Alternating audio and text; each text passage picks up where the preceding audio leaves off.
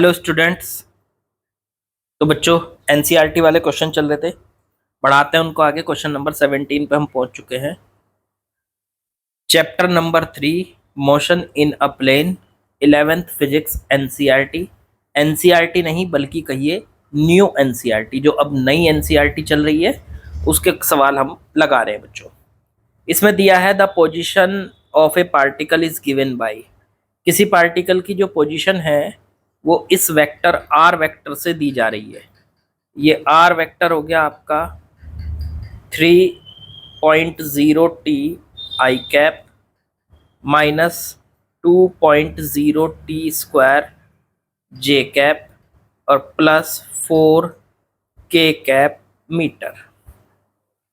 3.0 को आप सीधे सीधे 3 लिख लो, 3 टी आई कैप माइनस 2.0 को 2 लिख लो, 2 टी स्क्वायर जे कैप और प्लस का 4 के कैप। बच्चों, आर की वैल्यू इतने मीटर आपको दी हुई है।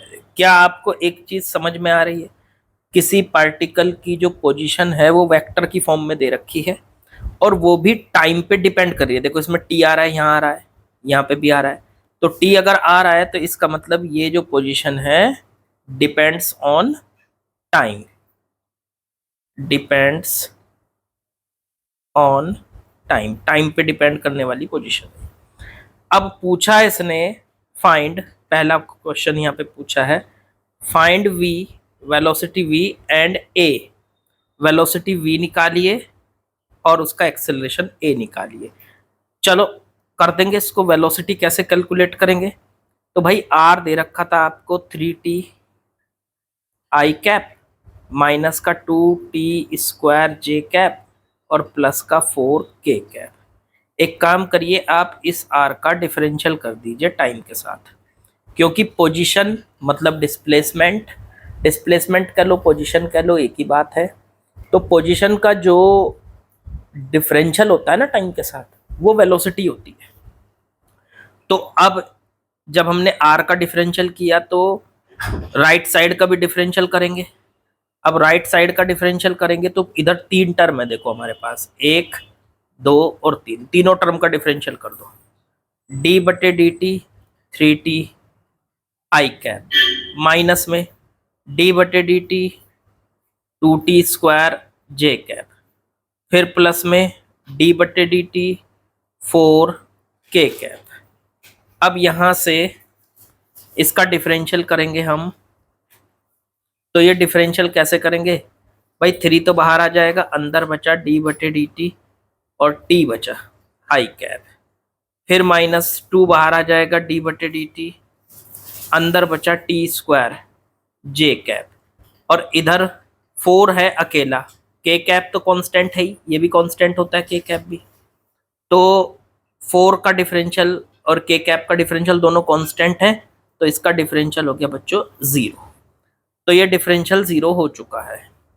अब यहां से टी की पावर 1 का डिफरेंशियल करो, यहाँ टी की पावर 2 का, तो 3 इंटू टी की पावर 1 का डिफरेंशियल तो 1 होता है, इंटू में आई कैप -2 टी स्क्वायर का डिफरेंशियल हो गया 2 टी, और ये जे कैप को रख रहे हैं यहाँ पे, जो कतुआई गए वो 0 हो ही गए। तो ये बन चुका है 3 आई कैप, 2 इंटू 2 हो गया 4 टी जे कैप। बच्चों, ये आ चुका है आर वेक्टर का डिफरेंशियल। आर वेक्टर का डिफरेंशियल हो गया V vector, velocity vector. R vector का डिफरेंशियल वेलोसिटी वेक्टर हो चुका है। तो मेरे ख्याल से आप लोगों को ये समझ में आ गया होगा कि इसका डिफरेंशियल वेलोसिटी, इसका आर का डिफरेंशियल वेलोसिटी होती है। अब इसमें यह पूछा है कि वेलोसिटी, और इसके बाद क्या पूछा था? एक्सेलरेशन। चलो, एक्सेलरेशन करने के लिए आपको इसी को एक बार और डिफरेंशियल करना पड़ेगा। इस बार हम v का डिफरेंशियल करेंगे। वेलोसिटी का डिफरेंशियल बच्चों होता है एक्सेलरेशन। तो चलो करो, डी बटे डी टी 3 आई कैप माइनस डी बटे डी टी 4 टी जे कैप। अब एक काम करो, 3 आई कैप का डिफरेंशियल तो 0 हो गया क्योंकि ये तो कांस्टेंट है, -4 बाहर ले लो, डी बटे डी टी अंदर रह गया टी की पावर 1 और जे कैप को अलग रखो, सिर्फ टी का डिफरेंशियल करना है। टी की पावर 1 का डिफरेंशियल होता है बच्चों 1, तो -4 टी की पावर 1 का 1 हो गया, इनटू में जे कैप, तो आंसर आ गया माइनस का 4 जे कैप। ये आ गया डीवी बटे dt। डीवी बटे dt का मतलब होता है एक्सेलरेशन। तो एक्सेलरेशन इतने मीटर पर सेकंड स्क्वायर आ गया, वेलोसिटी मीटर पर सेकंड में आ गई थी, तो ये हमारा आंसर बन गया बच्चों। इसके बाद इन्होंने जो कहा है जरा उसे भी समझ लेते हैं। इसके बाद इन्होंने कहा है बी पार्ट में, देख लो बी पार्ट पढ़ लो। इसमें बोला कि what is the magnitude and direction of velocity of particle at t is equal to 2 second. Magnitude और डायरेक्शन बतानी है वेलोसिटी की पार्टिकल की at t is equal to 2 second. 2 second पे उसकी डायरेक्शन और velocity, what is the magnitude और direction of velocity of particle t is equal to 2 second. 2 second पे वेलोसिटी की मैग्नीट्यूड और डायरेक्शन बतानी है।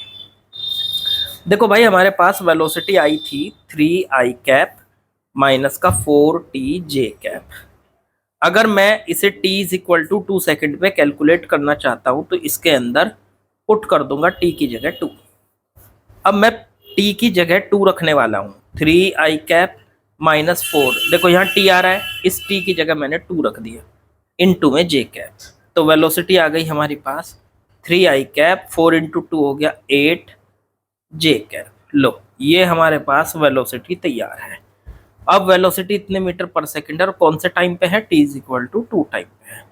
मैं अगर इसकी मैग्नीट्यूड निकालना चाहता हूं तो मैग्नीट्यूड का फॉर्मूला होता था i के कोफिशिएंट का स्क्वायर प्लस j के कोफिशिएंट का स्क्वायर और पूरे का अंडर रूट। 3 का स्क्वायर हो चुका है बच्चों 9 और 8 का स्क्वायर 64, तो 64 प्लस 9 हो गया अंडर रूट में 73। यही हमारा आंसर है। ये वेलोसिटी की हमारी मैग्नीट्यूड कैलकुलेट होके आ चुका है बच्चों। अब एक चीज और पूछी थी इन्होंने, डायरेक्शन। डायरेक्शन कैसे निकालेंगे? तो डायरेक्शन के लिए देखो हम क्या करने वाले हैं, हम वेलोसिटी को देखें तो वेलोसिटी के देखो 2 कंपोनेंट हैं, 3i कैप, तो i कैप तो इधर होता है, तो ये हो गया इधर 3i कैप, ये वाला वेक्टर, और माइनस का 8j कैप। 8j कैप किधर होगा, नीचे की तरफ, ये हो गया नीचे की तरफ, माइनस का 8j कैप। ठीक है, अब इन दोनों को, अगर इन दोनों वेक्टर को ऐड कर दें, 3i कैप और माइनस का 8j कैप, इन दोनों वेक्टर्स को अगर ऐड कर दें तो यहां से सीधा आ जाएगा आपका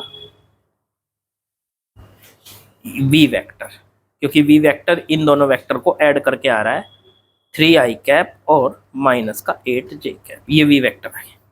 अगर आप इसकी x एक्सिस से ये एंगल निकालना चाहते हो तो इसको आप इसकी डायरेक्शन भी कह सकते हो। तो x एक्सिस से ये वेक्टर किस तरफ है, तो आप इसको निकाल सकते हो tan थीटा से। तो tan थीटा अगर निकाले तो वो आ जाएगा परपेंडिकुलर। परपेंडिकुलर का मतलब ये वाली लेंथ, जहाँ देखो मैं एरो घुमा रहा हूँ, ये वाली लेंथ, ये परपेंडिकुलर है। तो ये लेंथ कितनी है यहाँ से यहाँ तक, 8, ये लेंथ है 8। कैसे पता चला सर? अरे भाई माइनस का 8j कैप है, माइनस j तो डायरेक्शन होता है, 8 क्या है, इस वेक्टर की लेंथ, तो ये वाली वेक्टर की लेंथ हो गई 8 परपेंडिकुलर बटे में बेस, बेस हो गया ये कितना है, देखो यहाँ जहाँ मैं एरो घुमा रहा हूँ ये 3 है, 3, तो बेस हो गया 3, तो 8 बटे 3। तो हम यहाँ से कह सकते हैं tan थीटा बराबर 8 बटे 3, तो थीटा बराबर tan इनवर्स 8 बटे 3। यही हमारा बच्चों आंसर है, यही हमारा आंसर है। ठीक है, तो इस तरीके से ये इंपॉर्टेंट पॉइंट है जो आप लोगों के लिए आपको जो याद रखना है। तो अच्छा सवाल था, बाकी शायद 1-2 क्वेश्चन ही इसमें बचे होंगे, वो हम कल कर लेंगे। और आज का काम हमारा कंप्लीट, एक क्वेश्चन हमने कर लिया। अब मैं थोड़े से क्वेश्चंस की नंबर ऑफ क्वेश्चंस थोड़े से बढ़ाने वाला हूँ, कुछ मैं दूसरे वीडियोस भी स्टार्ट करने वाला हूँ जल्दी ही, और थोड़ी सी मेहनत ज़्यादा करेंगे, आप लोगों के लिए बढ़िया बढ़िया कंटेंट लेके आएंगे, जिससे आप लोगों को नीट में, मेंस में बहुत फ़ायदा मिले। ठीक है, चलिए बाकी कल मिलते हैं, शायद कल से ही शुरू करें हम वो काम नए वीडियोस का। तो कल मिलते हैं नई वीडियो के साथ। लाइक, शेयर, सब्सक्राइब, कमेंट, बाकी बच्चों कल करेंगे।